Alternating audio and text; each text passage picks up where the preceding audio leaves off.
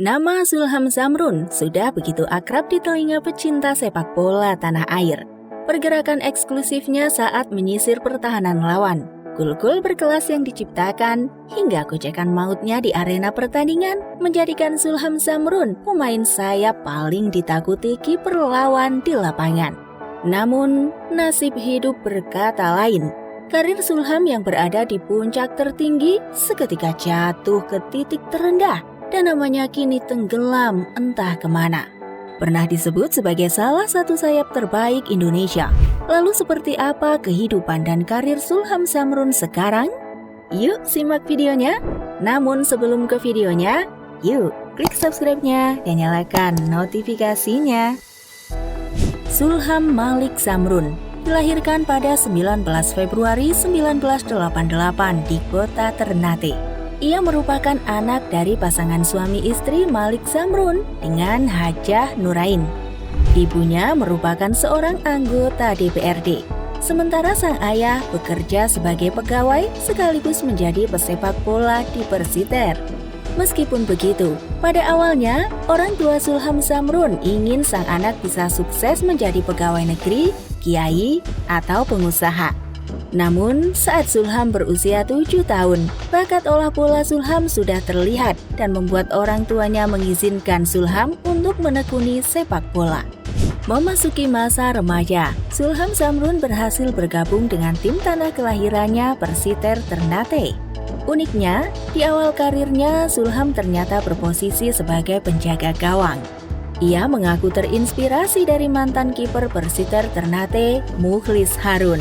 Namun, karena postur yang kurang mendukung, Zulham akhirnya merubah posisi menjadi seorang penyerang sayap sampai sekarang. Selain itu, di awal karirnya, Zulham juga sempat menghadapi berbagai hambatan, di mana ia pernah dicoret dari skuad Persiter Ternate karena sering telat datang saat latihan. Untungnya, Zulham berhasil masuk kembali setelah sang ayah berbicara kepada para pelatih Persiter untuk mempertimbangkan kembali keputusan tersebut. Kepercayaan dan kesempatan kedua yang diberikan berhasil dibuktikan Zulham. Ia berhasil membawa Persiter lolos ke divisi utama. Selain itu, selama membela Persiter, ia juga sukses menorehkan 62 caps dengan torehan 25 gol. Di tahun 2007, bakat hebatnya terendus manajemen Persigo Gorontalo dan merekrutnya untuk berlaga di Divisi 1. Di sini, Zulham juga tampil apik. Tercatat, ia mampu mencetak 14 gol dari 29 laga. Penampilannya terus konsisten setelah pada tahun 2009 berkostum tim Produta. Di klub asal Jogja itu, dirinya mencatatkan statistik brilian. 11 gol dari 18 laga menjadi bukti kehebatan seorang Zulham Zamrun. Pada tahun 2010, Zulham Zamrun akhirnya pindah ke kontestan Indonesia Super League Persela Lamongan. Disinilah namanya mulai dikenal. Zulham tampil bagus dan jadi pemain andalan. Ia berhasil mencetak 16 gol dan membuatnya dipanggil untuk membela timnas Indonesia. Tepatnya pada 7 Oktober 2011, saudara kembar Zulfin Zamrun itu debut saat Indonesia melawan Saudi Arabia di laga persahabatan. Tak berhenti di situ, Zulham juga kemudian dipanggil untuk bergabung bersama timnas Indonesia U23 di ajang SEA Games 2011.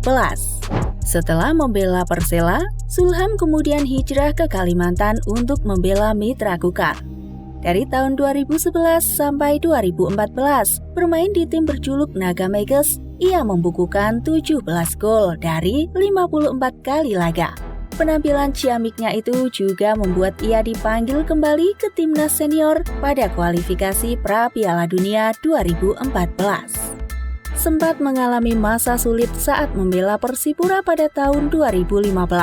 Zulham kembali menemukan permainan terbaiknya setelah memperkuat tim Persib Bandung di tahun yang sama. Tak tanggung-tanggung, di tahun tersebut ia berhasil membawa Persib menjuarai Piala Presiden, sekaligus memborong penghargaan individu pemain terbaik dan top skor.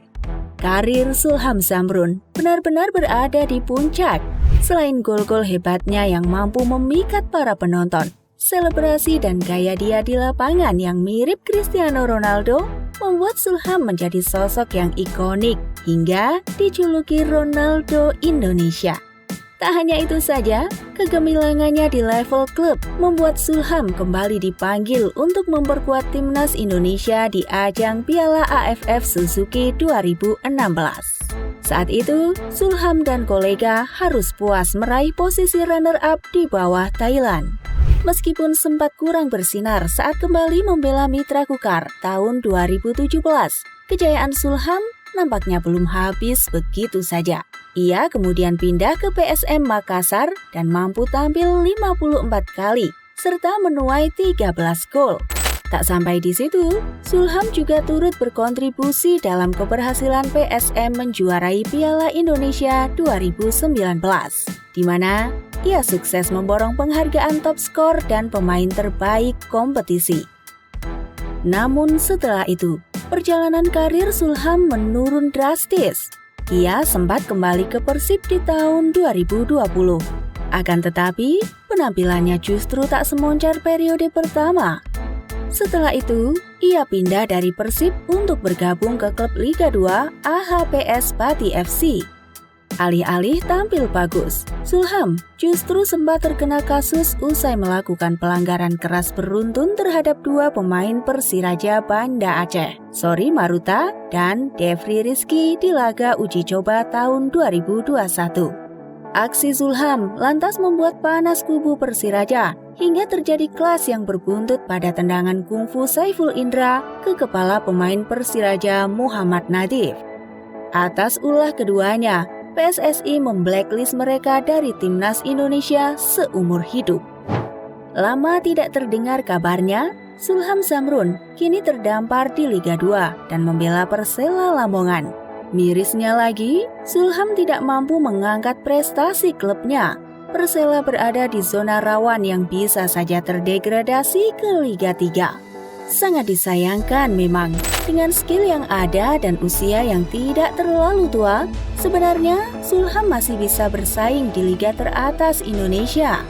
Namun di sisi lain, meskipun memiliki segudang prestasi di lapangan, seharusnya Zulham bisa menjadi contoh yang baik bagi pemain lain, bukan malah melakukan tindakan provokatif yang justru merugikan tim dan diri sendiri.